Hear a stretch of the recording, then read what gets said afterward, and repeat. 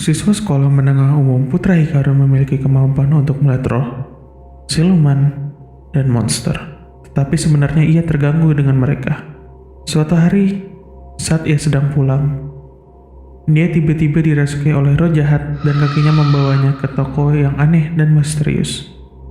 Di sana ia bertemu Awan Niniuki, seorang gadis keturunan bangsawan spiritual Jawa yang memiliki kemampuan mantra dan sihir. Ia menawarkan bantuan untuk mengajarkan cara mengendalikan kemampuan penglihatan supranatural Putra Hikaru. Maka dimulailah petualangan di dunia yang penuh dengan pengalaman supranatural.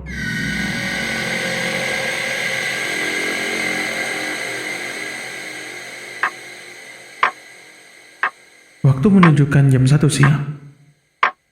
Para siswa SMU beramai-ramai keluar kelas untuk pulang ke rumah. Putra Hikaru berjalan keluar kelas dan tiba-tiba merasakan bahwa ada sosok yang mengamatinya.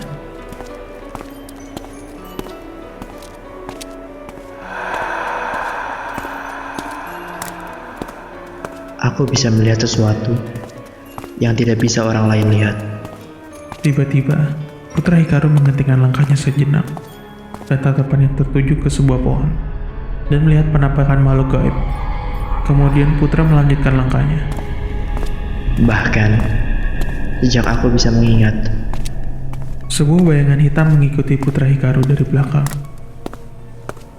Kemudian Putra Hikaru menghentikan langkahnya. Bayangan hitam itu pun ikut berhenti, persis di belakang Putra Hikaru. Kemudian bayangan hitam itu menghilang sambil mengeluarkan suara mengerikan.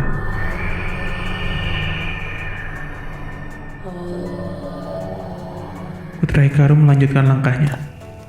aku hidup dengan mata istimewa ini sejak aku lahir. Sekarang dan selamanya. Mungkin sampai aku mati.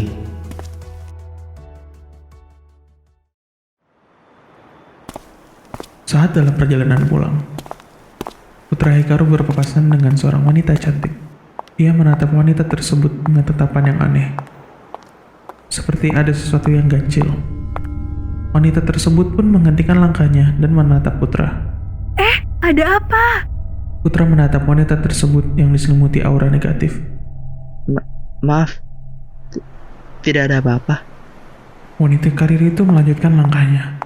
Putra setelah melihat itu berbicara dalam hatinya. Aku bisa melihat mereka, tapi aku tidak bisa berbuat apa-apa. Putra melanjutkan perjalanannya, dan langkahnya terhenti di sebuah rumah yang megah. Ia menatap rumah tersebut, dan tiba-tiba, Apa ini? tiba-tiba kaki Putra bergerak sendiri masuk ke dalam rumah tersebut, seperti ada yang mengendalikannya. Kenapa ini? Kenapa ini? Pintu rumah terbuka dengan sendirinya.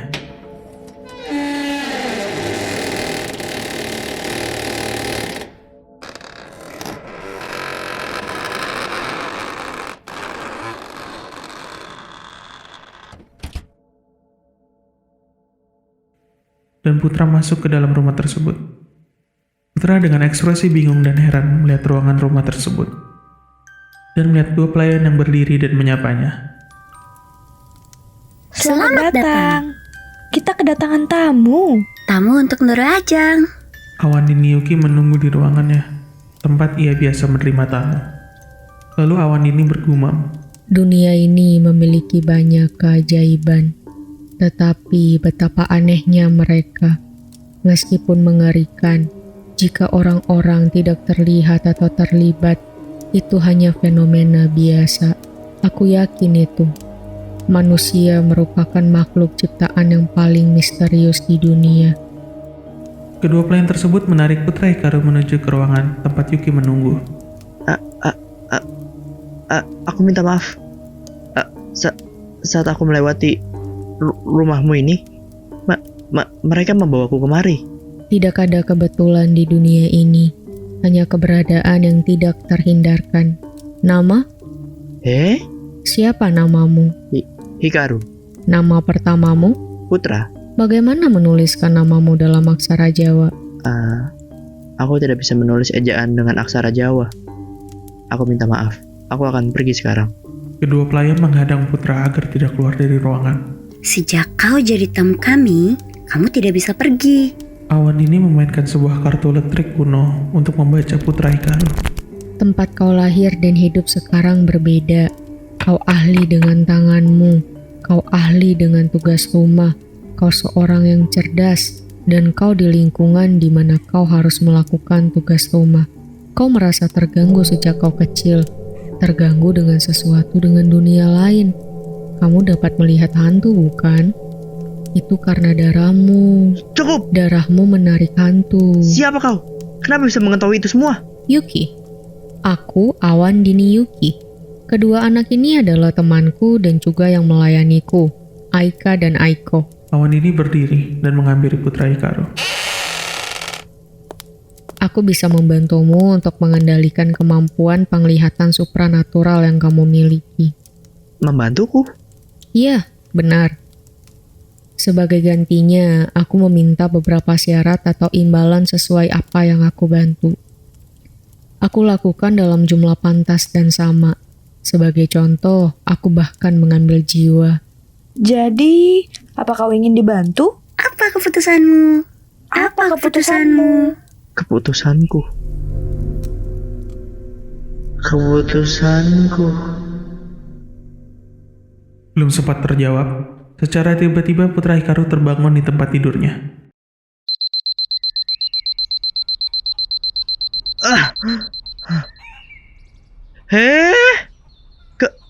Kenapa tiba-tiba aku ada di atas kasur tempat tidurku? Lonceng sekolah berbunyi, menunjukkan pukul 7 pagi.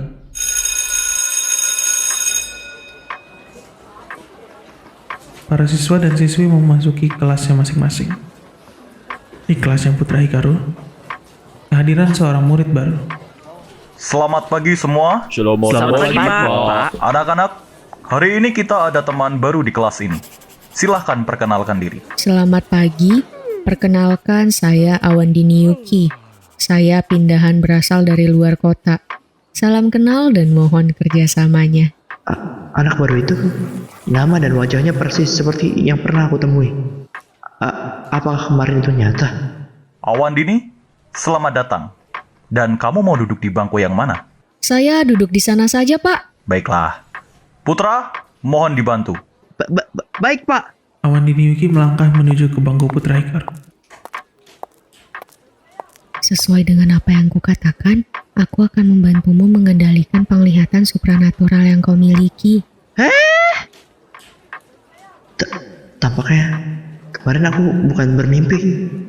Tapi bagaimana bisa? Di saat kegiatan berlangsung, tatapan mata Awan Dini tertuju ke seorang laki-laki yang duduk di sisi pojok kanan.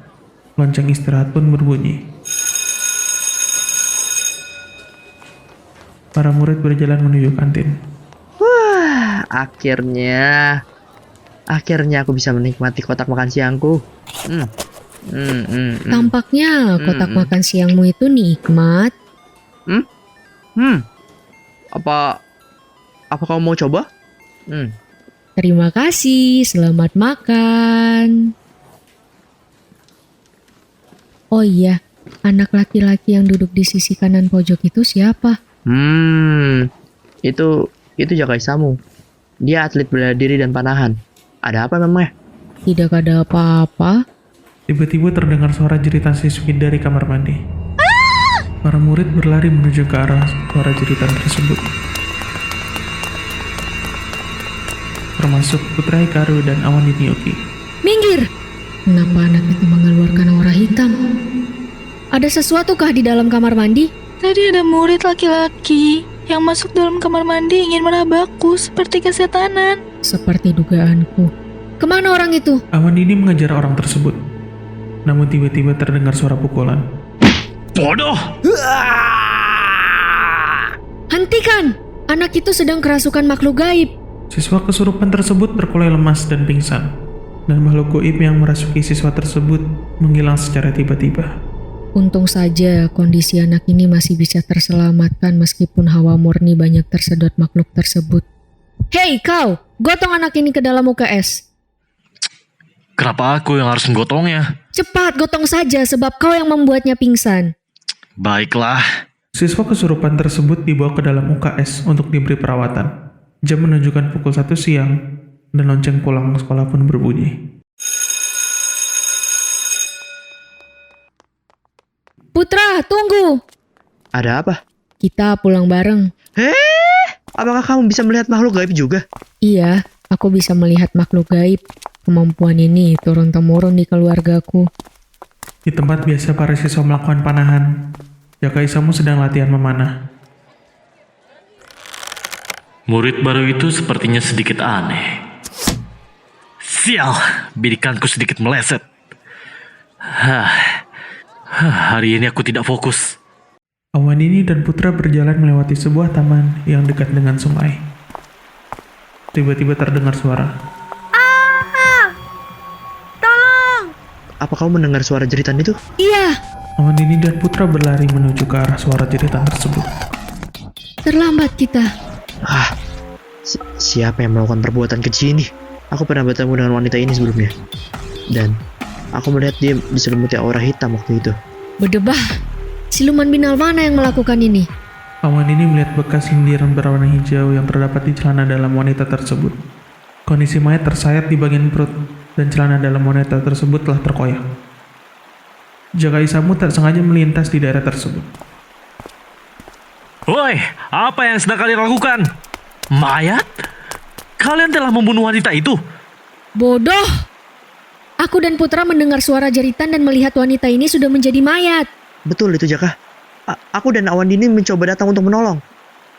Tetapi kita terlambat. Bodoh! Aku tak percaya ada siluman. Bagaimana dengan kejadian di sekolah tadi? Kamu masih tidak percaya?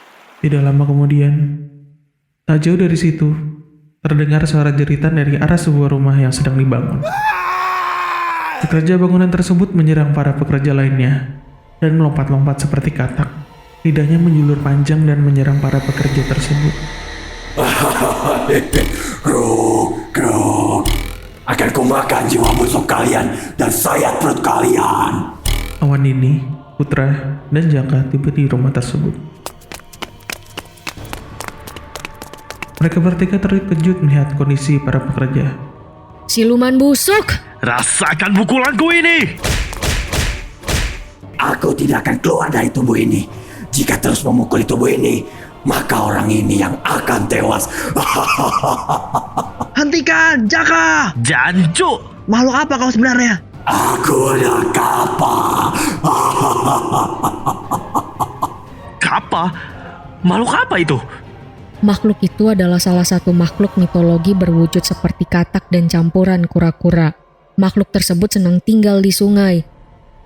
Makhluk tersebut suka sekali menggoda wanita cantik dan memperkosanya, kemudian jiwanya dijadikan budak. Oh, ternyata kau yang telah membunuh wanita tersebut. Grog. Wanita tersebut menggairahkan dan jiwanya enak sekali ketika aku makan. Jancu! Aku akan meninggalkan tubuh ini jika kalian mau penuhi keinginanku. Grog. Apa yang kau inginkan? Aku ingin isi perut ayam hitam yang masih hidup dan wanita yang masih murni. Grog. Ya, permintaannya sulit untuk dipenuhi. Jaka, keluarkan busur dan anak panamu. Aku akan membacakan mantra untuk mengeluarkan kekuatanmu yang tersembunyi. Hah? Aku tidak memiliki kekuatan gaib. Sudah, cepat lakukan saja. Awandini membaca mantra, kemudian menyalurkan energinya melalui tangan ke punggung Jaka untuk membuka segel. Tuangkan kekuatan bina dengan kekuatan paduka. Jaka, konsentrasi dan bidik kakinya agar dia tidak bisa melompat.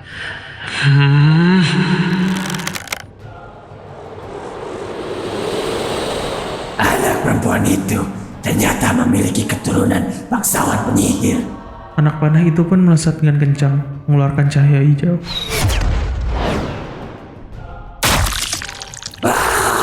Seketika pekerja bangunan tersebut pingsan, dan siluman kapak keluar dari tubuh pekerja tersebut. Akhirnya! Belum, ini belum berakhir. Siluman itu masih ada di depan kita. Mana? Di mana? Aku tidak melihatnya. Janganlah bercanda, Jaka. Aku tidak bercanda. Memang aku tidak bisa melihat makhluk gaib. Putra, sekarang kau menjadi matanya Jaka untuk membidik siluman itu. Energiku cukup terkuras. Aku harus memulihkan energiku terlebih dahulu. Baik, Jaka. Arahkan anak panahmu serong kanan. Kau tidak akan bisa membunuhku. Grok, grok. Jaka pun menembakkan anak panahnya ke Kappa.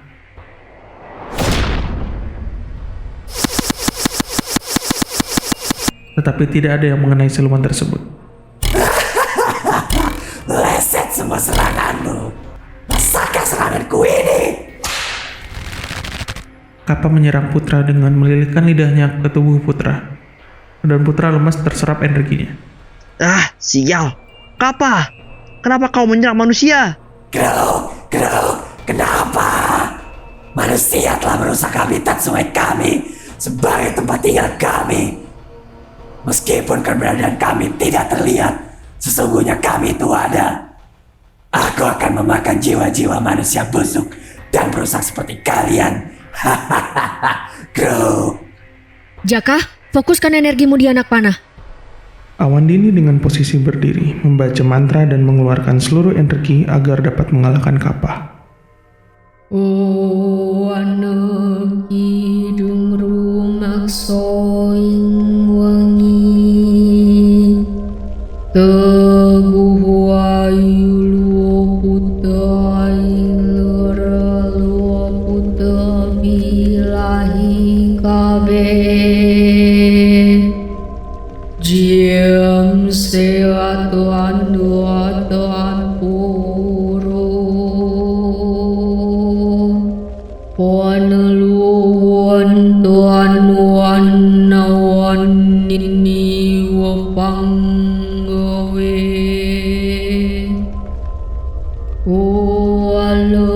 Walahunani wang luapuat gani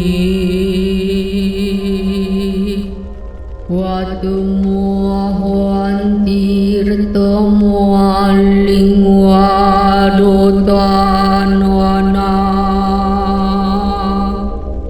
Nguarai muamiguna duduk pansirno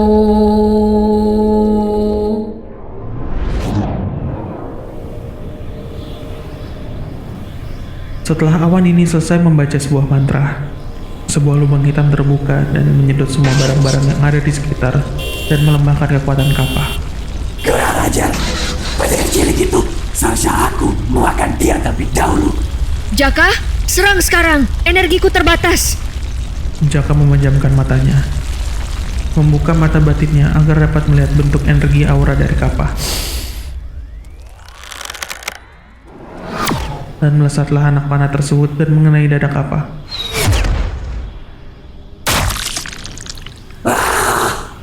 Aku adalah makhluk abadi dan tidak akan mati.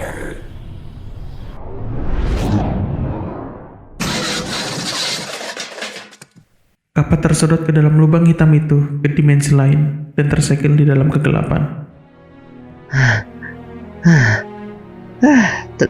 Terima kasih, Jaka. Teman-teman, bagaimana kalian? Jaka, aku tadi membantu membuka segel kekuatan itu tidak gratis. Apa? Aku akan meminta imbalan yang sesuai dalam jumlah pantas dan sama.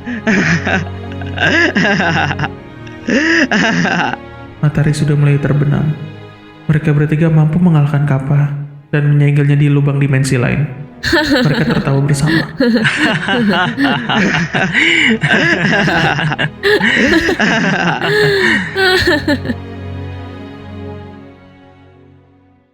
Selama kerusakan yang dibuat manusia masih ada, aku dan pengikutku akan terus hidup.